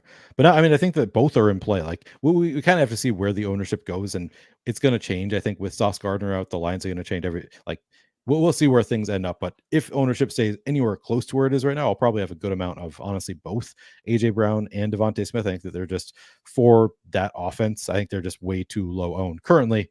We'll have to wait and see how ownership adjusts as things change. Another guy that I have been on a lot this year is Jalen Waddle. I was really on Jalen Waddle last week. One of the players that I was most over the field on. I think I'm going to do it again this week, Scott. I know I believe looking at the fantasy points data suite, I believe he had the second most expected fantasy points of all receivers last week, if I'm remembering correctly. I think I'm going to do it again. I think it's still just like this offense is so good, and Jalen Waddle had so many blow up spots last year, and he's coming in at sub 3% ownership for us. I really love it. What do you think of Jalen Waddle as a play? There are so many weeks where I'm like, if XFP were actual fantasy points, I would have won the Millie. Yeah. And like the Waddle call was like an amazing call by you. Where the process was excellent and you were so close. He led the team in targets last week. His 22.4 XFP was the third most of his career, but it was the second worst ever performance of his career. He fell 7.9 fantasy points shy of his expectation. This is a player who's one of the top three most efficient wide receivers since he entered the league by the same stat. So like a spike week is coming, due for a massive regression. I like that. I also like Tyreek though. Like same thing with McCaffrey, is like unrivaled slate breaking potential. We have him projected for the most yards of any receiver on the week. Just a guy who commands ownership every single week, no matter what. Yeah. The funny thing with last week is, so I loved Waddle, also loved Raheem Mostert last week as a play that was leverage off of Devon Achane. And like both were fine. Like neither of them created your lineups, but if you played them as leverage off of Tyreek Hill and Devon Achane, then they kind of did create your lineups because Hill and Achane were so good last week that it was like, well, you want to just play the alphas that everybody else had was actually the way you wanted to go. So it was, but I'm gonna keep trying. I'm gonna try it again. Maybe hope for some some Jalen Waddle positive regression here, and maybe he can outscore Tyreek Hill. And then I guess doing kind of the same thing with some Salvin Ahmed as the low owned contrarian kind of leverage play on the Dolphins. So gonna keep trying it there. All right. Garrett Wilson, you mentioned as a guy that you have interest in, coming in sub 7% ownership, just over 8% chance of being in the optimal lineup. Tell me about your Garrett Wilson interest. Yeah, I mean he's super low on my list, but Okay. Obviously I like Jalen Hurts a lot, so I'm looking for bringbacks, and you have him at 6.5. We had him quite a bit less than that, but it's like the same thing with Breece Hall. Is like obviously Breece Hall is capable of, a 70+ yard run, which like totally changes the dynamics to your DFS roster. But like Garrett Wilson could do the same thing. He did that in week 2 on like a routine catch. People wanted to play him last week, but his matchup is significantly better than it was last week. He had Patrick Surtain's shadow coverage. Now he gets an Eagles defense. Darius Slay isn't playing, and the Eagles were already giving up top 5 schedule adjusted fantasy points per game to outside wide receivers and to wide receiver 1. So good matchup. The guy also ranks behind only Devontae Adams in first read target share, but like he's really low on my list. Like right below him is Adam Thielen, who I have as a cash play. Yep. Great matchup again this week. He's just been smashing. Panthers are going to have to air it out. I hate it so much. Adam Thielen just crushing my soul week in, week out. One of my biggest best ball fade, I think, of all was Adam Thielen. Like I have 1 share across all of my lineups, and it feels at this point like it was just a bad decision on my point. Like I thought Mingo was going to be better than he has been. I thought DJ Chark might be their number 1 receiver, and I was just completely wrong. It's Adam Thielen all the way so far, and yeah, I think we can keep attacking him in DFS. Any other wide receivers that you want to talk about? Yeah, I got a bunch more. Nico Collins right there, 6%. Yes. I think that's like absolutely silly. He's priced as the wide receiver 27, but he ranks 11th on the slate in DraftKings fantasy points per game, more than Amon-Ra St. Brown. Is 2,100 more expensive. He had a worst possible matchup last week, but before that, him or Tank Dell was on the winning Millie Maker lineup 3 weeks in a row. Tank Dell is banged up and questionable. Robert Woods is banged up and questionable. He's shown a massive ceiling. He looks like an extreme value. And so 6% just doesn't really make any sense to me. Yep. Matchup's not great. Like I'll give you that, but still like that's more than baked in. Yeah. Here's a really contrarian. Tutu Atwell. Like, is he still viable with Cooper Kupp back? We have him at 1% ownership, 3% chance of being optimal. He was still on the field plenty last week. Do you think that at any point is he going to earn any targets here, or is he just like he's getting lost in the Puka and Kupp? Yeah, the Rams play 11 personnel at like the highest rate in the league. It's like 97%. So he's going to see more snaps than like most other teams' wide receiver 2s. I wasn't on it, but our head of film charting for fantasy points data, Brett Whitefield, is like legitimately the smartest football mind I've ever encountered, and like an amazing film guy. And we always talk on the phone. I'm like, you got any takes for me? And he's like, yeah, I think Tutu Atwell goes off this week. Wow. I'm like, what? Why? And he's like, oh, I just love his matchup this week. That cornerback has been ass on tape. And so there's that. Like Brett is very infrequently wrong. So like, yeah, keep that in mind. I don't know that I'd play him. Like he definitely wasn't popping at 5,100 in any of the stuff I look at beyond Brett's recommendation. All right. I mean, that's good enough for me, because I was already thinking 1% ownership, given that he's out on the field so much going up against this Cardinals defense, like feels like he's got good odds here. He's 5,100. Like he's not like a cheap receiver for his role, but feels like the 1% ownership is kind of spicy for me. Makes me interested just because of that low ownership, and Brett's recommendation. Maybe that's worth playing. So some dart throws in a Millie Maker setting. Drake London, I feel like I think we talked about it. I think you mentioned that you have some interest in Drake London, if I'm remembering correctly. He's 4,800 here. He's an amazing play. He's cash viable for me. Like this is a weird week where like just a ton of wide receivers I love, or I could consider playing for cash, and then they're drawing contrarian levels of ownership for GPPs. So like obviously I want to play him. He averages since week 2, 7.5 targets, 12.6 fantasy points per game. That's definitely a disappointment based on where you drafted him in best ball leagues, but like for 4,800, that's really not bad. And then he gets like the absolute perfect matchup. Again, the Washington Commanders against opposing wide receiver ones are giving up 11.6 targets, 38.5 DraftKings fantasy points per game. So just like massive spike week potential. If he gets any route, he's up against Emmanuel Forbes, is just game over. Forbes has given up the most yards, touchdowns, catches of any cornerback in football, and Drake London leads the league in contested catches and is 5 inches, 50 pounds heavier than him. So, yeah, I think he's an awesome play. Love it. All right. I was on that side, so I'm glad to hear that you are a fan of Drake London as well. I'm with you there. You said you had a whole list of receivers you want to talk about. Any others that we haven't gotten to yet? Well, right there by your mouse is Curtis Samuel. I don't know that I'm going to play him, but like I don't think Downs is like a considerably better play. And you're playing Rondale Moore. This is another guy who gets some carries. Yep. He scored at least 18 fantasy points in back-to-back games, leads the Commanders in targets over that span. Falcons are a bit of a slot funnel defense. They're way more of a tight end funnel defense, but a bit of a slot funnel defense, which is where he runs 70% of his routes. Give me 10 lineups, I'm probably not going to play him, but versus like a Downs or maybe even KJ Osborne or whoever, I get it. And then you could just tell me who's lower owned of these two, Mike Evans and Amon-Ra St. Brown. All right, I'm going to go back up to sort by salary. We have Mike Evans at 9% ownership, Amon-Ra at 6%. Okay, yeah. So I think our site had them both at like 2%. So oh. It's just like I thought, they were being slept on. But at that ownership, that's fine. DK Metcalf, 2.7%. If Chidobe Awuzie gets ruled out, wheels up. Otherwise, I don't think you need to play him. Okay, makes sense. I'm trying to think if there's any others that I want to ask you about. I feel like I've asked you about most that I have a ton of interest in. Just scrolling down to the cheap guys. Is JSN ever going to become a thing? 3,600. Probably not this year.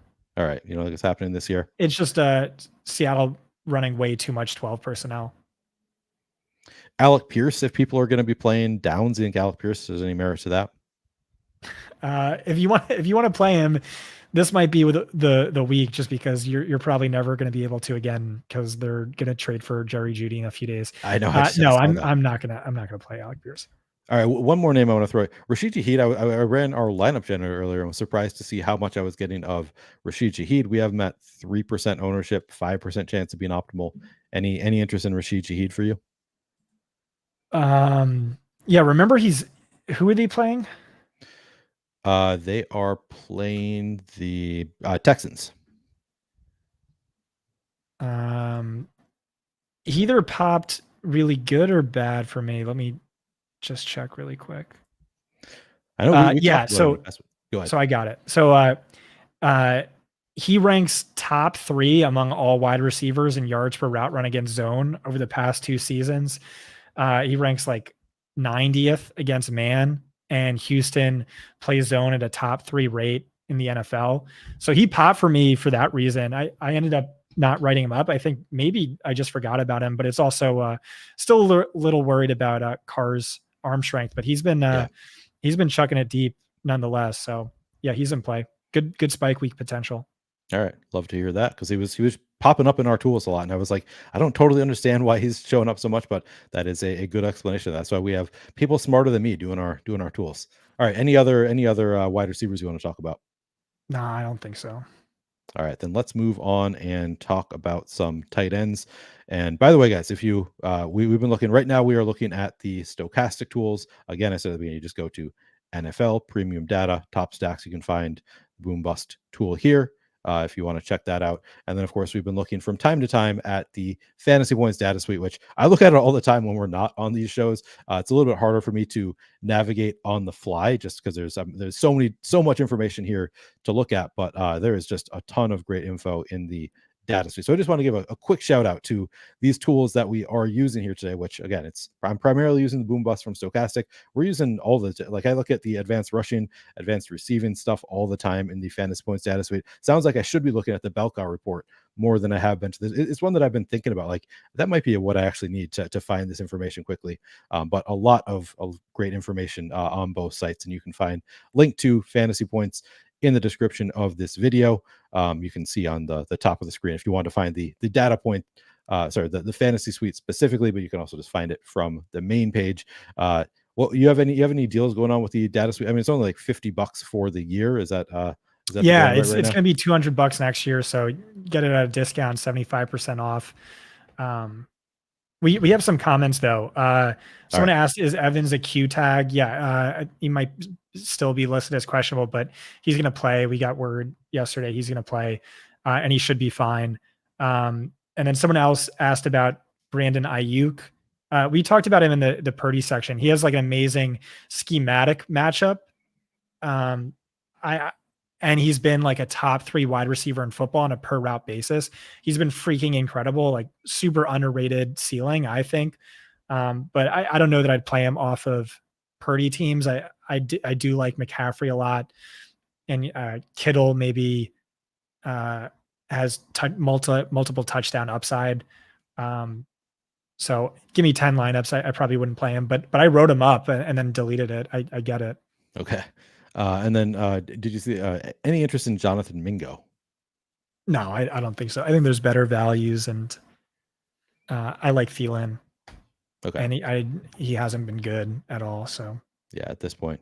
Yeah, as Steven says, like I think this is the case to be made, is like he has gotten some targets and they will have to throw against this Miami team. So I can see a case for Mingo. I think earlier in the year, you and I actually liked Mingo in one of those games, and it just hasn't happened so far. Maybe it's still coming. I don't hate the call. Like I think that I could play a Mingo lineup or two. I might have some, but just not a huge priority on this slate. Tight ends, I feel like this is one of the uglier slates from tight end, in my opinion. Like I don't love it. I think it's going to be a lot of tight ends just being in the game stack that I'm playing. They're either going to be with my quarterback or they're going to be the run back for my quarterback a lot of the time, more often than usual. Like there just aren't as many standout tight ends this week as there are some other weeks. Do you see it the same way? Are there any other tight ends that you love on this slate, Scott? Yeah. Love Logan Thomas. I think he's a legitimately amazing play. So if you like injury adjust his numbers, he's averaging 6.9 targets per 4 quarters, 13.6 fantasy points per 4 quarters. Both numbers would rank 4th most among all tight ends, not just on this slate. I guess a close 2nd or 3rd on the slate. His price is the tight end 13. Atlanta is a top tight end funnel matchup. By schedule adjusted fantasy points per game allowed, they rank 3rd best to wide receivers, 7th best to running backs, 3rd worst to tight ends. Falcons also play 2 high coverage at a super high rate. Thomas has been crushing 2 high coverage. He's my cash tight end on the week. Really like him.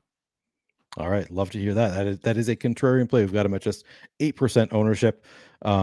Stephen pointed out people are falling in love with Pitts again off 1 week. So we'll see if that works out. Yeah, Pitts is a guy that I've gotten wrong. However many games he's played in the NFL, that's how many times I've gotten Pitts wrong. And I'll probably play Pitts a little bit again this week. I don't know that I don't love him, but he's down at 3,500 against this Commanders defense. Like, do you have any interest in Pitts here? Yeah, I get it. I wrote him up. I think there's better tight end plays, but volume has been crazy good. Arthur Smith said 2 weeks ago Pitts isn't quite right, but earlier this week he said he's back to full health. Pitts has said he's back to full health, and if that's like actually true, like all the injury experts on Twitter still think it's another few weeks, but if that's actually true, like super get it, definitely get it. Jonnu Smith is also popping as a value. Like he ranks 2nd among all tight ends in receiving yards since week 2. But Jonnu would have the better matchup because Washington's cornerbacks are trash, and he actually runs routes against cornerbacks. Okay. So I could see a spike week coming. But no, I remember I sort of hitched my wagon to Drake London. So Yep. That's how I would play it, especially at ownership. All right. Other tight ends that you have interest in? Yeah, TJ Hawkinson, like legitimately great play. Yep. Looks right in our tools too. So you can see here in the boom bust, 9% projected ownership, 15% chance of being optimal for TJ Hawkinson. It's unclear what his role will be without Justin Jefferson. I don't think he's played without Justin. Maybe, I don't remember if he has, but I think you can expect probably double-digit targets for TJ Hawkinson, I would think. Yeah, for sure. I mean, like he was basically Kelsey tier without Justin Jefferson, and now, or with Justin Jefferson, now he's out. Like that's just easy. And like KJ Osborne, like I said, worst wide receiver in football this year. Addison probably not an alpha. Brandon Powell, who the fuck is that? So why not? George Kittle, 0.9%. Like I said, I think the 49ers are gonna they could have starting field position in the red zone every single drive. I do not trust PJ Walker. Their defense is elite. I see underrated scoring potential, and he's scored multiple touchdowns in 4 of his last 9 games. So that's probably a tight end that should never be sub 1%. So a little crazy. He's sub 1%. Sorry, who was that again? George Kittle. Oh, George. Yeah, that is low ownership for George Kittle. I was just looking up Laviska Shenault because I see we have this comment. I think it's a good one from Chris along the lines of Rondale Moore. A play I just thought of for Neil, since you brought up Rondale Moore earlier. Imagine the Panthers play some Laviska at running back, but he's a wide receiver. Yeah, I think that's a similar play, to be honest. Laviska Shenault also has some. I don't really like chase this just because when wide receivers are getting that role, it's really just like a few targets out of the backfield with a negative ADOT, and then like a few carries, like what that never come inside the red zone, unless you're Deebo Samuel. Then like that's insane. But like the rest of the time, it's like outside of the red, and just like not worth much in terms of XFP, which is what I typically chase. All right, that's fair. It's more sexy when you've got running backs playing wide receiver. You always hear about, oh, he's going to play some slot this year, and it's like, ooh, that's PPR points. That's going to happen. That's going to be so fun. And then it rarely actually works out. They're usually lying a la Jahmyr Gibbs this year. Like we're going to use him in a bunch of ways people have never seen before, and it just doesn't happen. But I thought it's an interesting call out at the very least. It is similar to the Rondale Moore play. So that's a more of a Neil play than a Scott play, I guess. All right. Any other tight ends you want to talk about? Zach Ertz, obviously volume's been there. It's a tight end funnel matchup. Dallas Goedert, like you were all over him last week. He had an amazing matchup last week. It was an amazing matchup, but now Jets down 2 cornerbacks, probably not anymore. And then that's probably it. So it becomes a worse matchup because now they're not going to be focused on Dallas Goedert as much, because now it's not like Sauce Gardner is not going to be on AJ Brown, opens up the better receivers. Is that the reason this would be? Yeah, it was a tight end funnel matchup, but then you're down 2 starting cornerbacks. Like you probably don't need a funnel to the tight end anymore. Yeah, that makes sense. Cole Kmet, when we talked about Justin Fields, is Cole Kmet somebody you and I have talked? I think we've talked about how there is a lot of correlation in the spike weeks. With when Justin Fields has spike weeks, Cole Kmet typically has spike weeks. Do you think that's something we can hope for going forward? Yeah, I think he absolutely makes sense for a Justin Fields, possible dub stack, or maybe bring back on the opposite side. But yeah, probably not playing him outside of that if I don't have exposure to those 2 quarterbacks. Okay. And I'll bring up Foster Moreau just because OG brought him up. Do you have any interest in Foster Moreau with Juwan Johnson out? I honestly haven't given that any thought. I'll have to dive in and check Jimmy Graham's usage. Yeah, that's a good point. Jimmy Graham. I forget about Jimmy Graham. He scored at least 1 touchdown on the year too. We have Moreau at 0.1% ownership, 0.3% chance of being optimal. So yeah, a little bit of positive leverage there. Oh, Evan Ingram's a great play, but like ownership is already there. Yeah, 13% ownership, but yeah, makes some sense to get there. I wrote him up early in the week, and I'm like, I think he's going to be super slept on in DFS this week, and nope. Yeah, nope. Turns out we're on to him. Yeah. All right. Any other tight ends you want to talk about, or should we make some lineups? Or I guess we have talked about defense some, and I feel like you're pretty good at finding the right defenses. Are there any defenses that are standing out to you this week? Oh man.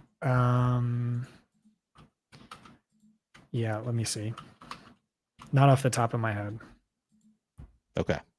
I think it's fine if we don't talk about Oh, defenses, but actually, I don't know. I don't know about. I was gonna say Browns are kind of like sneaky contrarian because they're so cheap and they do have an amazing defense. PJ Walker, though, I don't know. Um, Tampa against Lions on the road kind of makes sense. I like dumpster diving for cheap defense. defenses. Patriots defense, maybe they bounce back.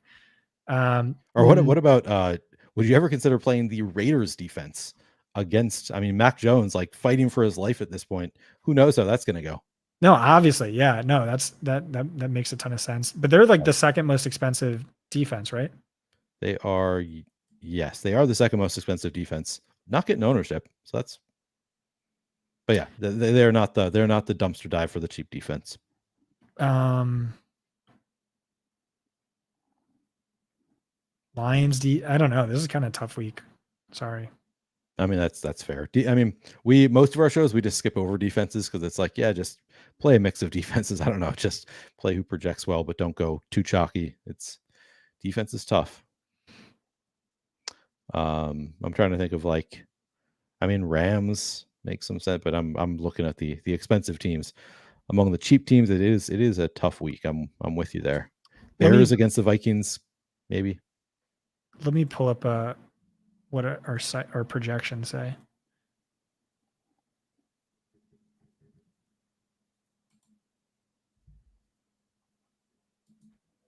Okay, best values according to our projections are interesting.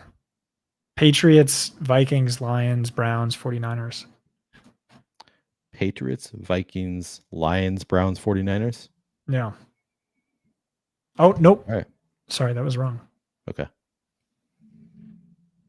Patriots, Vikings, Browns, Buccaneers, 49ers. Okay. Buccaneers at 2,300. Yeah, I guess they're pretty cheap. All right. You want to make some lineups? Let's do it. All right. We are ready to make some lineups.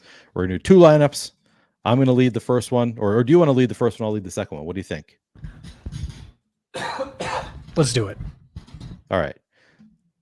We will in the Millie Maker. Let's see if it actually lets me enter a lineup this time. So if I am starting, I'm going to start with a Jalen Hurts stack. I really like the low owned Hurts currently. I'm going to stack him up with, and here's where I can't decide. Do I want to go Brown or Smith? I feel like Smith hasn't really done it yet this year. So I kind of like the idea of going to the wide receiver 2 and hope that he has the blow up game here. I'll think about whether we actually want to double stack. We can consider that later on. I'll leave it at that as the start of the stack. Who should we add to this lineup, Scott? I guess Garrett Wilson, just because he's a bring back and no one else is on it. That's true. Getting contrarian right away. Do you want to make another? Do you have any running backs that you think? Yeah, I'll play Salvin Ahmed. Yes. All right. We're going to need a salary saver. Yep. I like that. All right. Maybe we throw a DST in there just to get an idea of, should we play the Bucks? What do you think? Yeah, why not? Throw the Bucks in there. That's Montgomery leverage. Yep. So now we're at 5,500 per player remaining. Who do you think fits in this build? I kind of want to go crazy here. Let's get nuts. I'm in. Can we fit McCaffrey? Oh, we can try. And Logan Thomas? Yep. Oh yeah, Logan Thomas is 3,500. Right. Okay. All right, so back to 4,500 per play. So now we got to go kind of cheap here. Of course, we have the cheap. Like if we could do a 4,700 receiver and go to Chuba Hubbard if we really wanted to. That would be Jahan Dotson. Wait, Drake London would allow us for a 4,200. Yep. Who do we have in the flex at 4,200?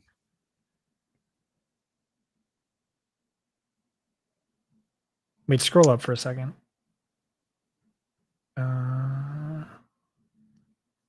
We could do KJ Osborne in a cheaper defense, but scroll down.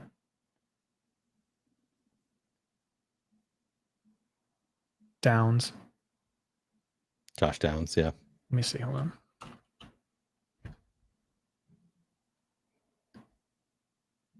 Curtis Samuel. We could also is there a cheaper defense that would be Browns now against the Niners? That's tough. No, like I said, I kind of get it just because they have such a good defense.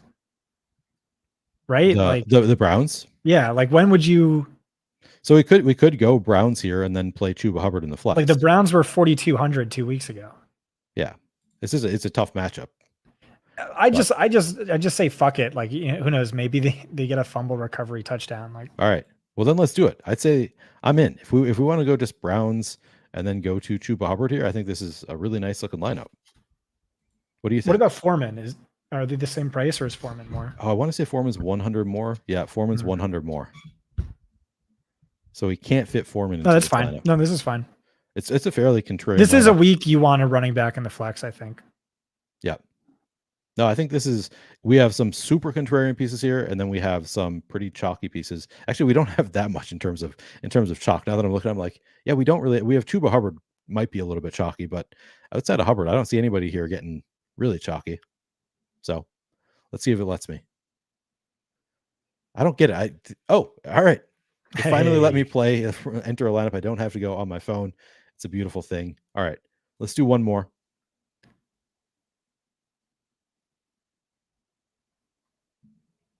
Enter in the Millie Maker. We'll create a new lineup. How do you want to start it? Do you want to do Fields or Tua lineup? Let's do Fields. Let's do Fields plus DJ Moore. Easy. That's a pretty easy lineup right away. What's the cost on Komet?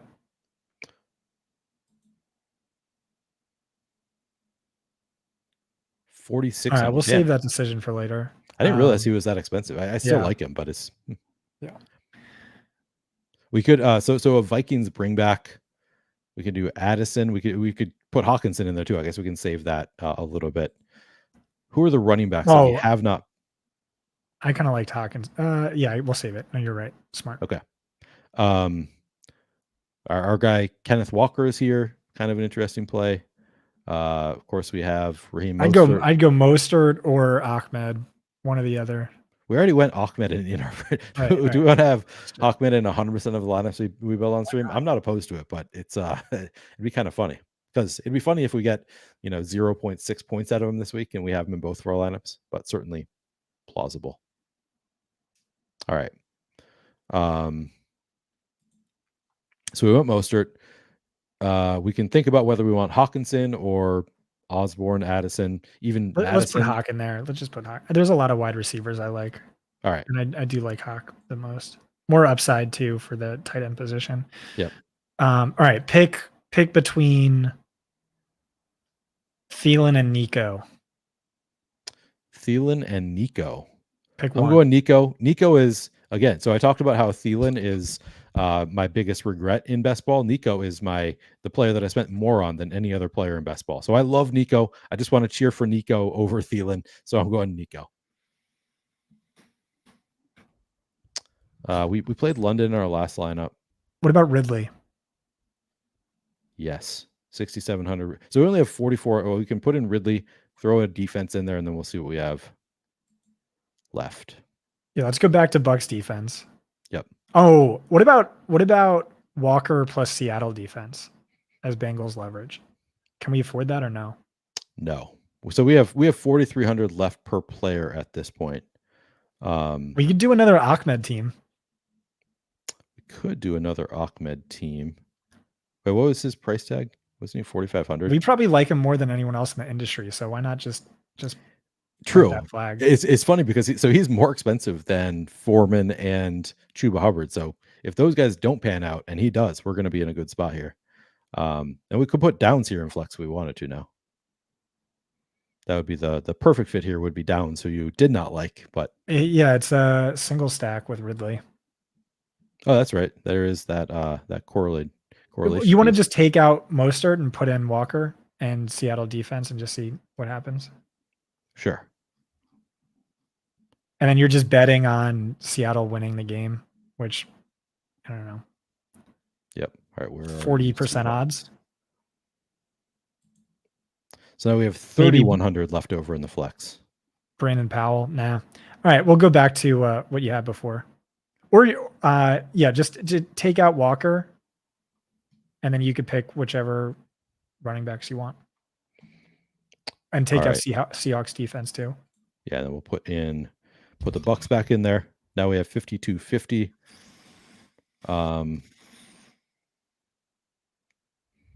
We had Mostert in there. You like Swift quite a bit, so we played. Yeah. Do you want to go back to that part? Play a different part of the. I like it. And then we play Foreman, if we want to. Oh, I love. No, maybe with Fields. You don't like? Do you like Foreman with Fields or no? Fuck it. Yeah, fuck it. He underrated as a receiver. He ran a bunch of routes in week 1. There you have it. I think we made 2 beautiful lineups just now. Look at us. I think one of these is about to win a milli. What about like the first second with the first second milli finish with 0 overlap? I mean, if Ahmed puts up 200 fantasy points, I think we've got a good shot. Being the only 2 lineups with Salvin Ahmed in them. Let's see. We got a lot of comments on these. This one, I like this one. Brandon says Ahmed, LOL. I mean, it is a very off the wall play that both of us happen to like. Actually, this is different than last week. You and I were both independently on Tyler Algier. This week, you brought up Ahmed. And I'm like, hell yeah, that's a good play. I hadn't thought about it, but I do like the play. All right, I need to give ourselves an out and just say the coward's way out on this is just well, he's 0.2% ownership owned, and so what are the chances he's on the winning milli maker lineup? It's going to be over 0.2%. So yeah. I don't know. I legitimately think like he's a great play. So when he flops and Chris Brooks has 2 touchdowns, you can blame me. Yeah. By the way, the Chris Brooks thing, people have talked about this because Ahmed was a healthy scratch last week. I went back and I read through all the transcripts of the Mike McDaniels and press conference quotes. And it really seemed to me like Ahmed was a not perfectly healthy scratch. Like he was still kind of working his way back, but now he's fully healthy and he's going to be the guy. There wasn't anything definitive like that, but that was just my strong vibe. Okay. And Brandon follows up. He actually had thought about Chris Brooks also, but yeah, I think Ahmed is my preference there. We're getting tailed here. So Jay Cole says that he's duping our lineup here, which we have a strict no duping policy, Jay. So sorry, you cannot. That's going to be if we split the milli with you, we are going to be very upset with you. I want to be clear about that. I'm trying to. There were a lot of good comments here, but I think we have probably made it to the end of the show here. Scott, do you have any final thoughts for the people? Don't think so. Scott has no final thoughts. He's given you enough of his thoughts. Again, he just, by the end of the show, Scott is exhausted. He's been writing for an entire week. He's been talking now for 2 hours. He's just like, I've told you guys everything that you can possibly need to know. So I feel that. I feel that, Scott. All right. Oh, Jay is not in the milli. Okay, good. So he's duping us, but not in the same contest. Well, that is totally legal. You can play it wherever else you want. All right. Thank you guys very much for hanging out with us. We really do appreciate it quite a bit. I'm always really happy with the audience participation that we get. And then, of course, the number of people watching after. We love you guys. Really appreciate you hanging out, watching with us. Again, if you have not yet liked the video, please like the video. Subscribe to the channel if you haven't already subscribed to the channel. You can also subscribe to the Fantasy Points channel, which we're live right now on the Stochastic channel, but I know it'll be posted later on the Fantasy Points channel as well. So subscribe to whichever channel or both channels, ideally. Subscribe to our channels. And you can, of course, hit the notification button to get alerts when our shows go live. Follow Scott on Twitter at Scott Barrett. Is it DFB? DFB. I always forget the letters, but I get it right usually. At Scott Barrett DFB on Twitter. I'm at PlayerQ DFS. Go give us a follow. Good luck this weekend.